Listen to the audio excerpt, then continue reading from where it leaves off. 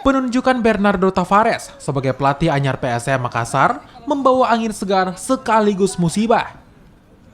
Pasalnya, pelatih asal Portugal itu akan melakukan perombakan tim tak hanya di sektor pemain, tapi juga asisten pelatih. Dalam kesepakatan kontrak, Tavares akan datang bersama dengan asistennya sendiri. Dengan kata lain, asisten pelatih PSM saat ini dipastikan akan kehilangan pekerjaan mereka. PSM sebelumnya punya sejumlah asisten pelatih, masing-masing Syamsuddin Batola, pelatih fisik, Bahar Muharram, dan Syafril Usman, serta pelatih kiper, Wawan Darmawan. Atas perubahan ini, CEO PSM Munafri Arifuddin pun angkat suara.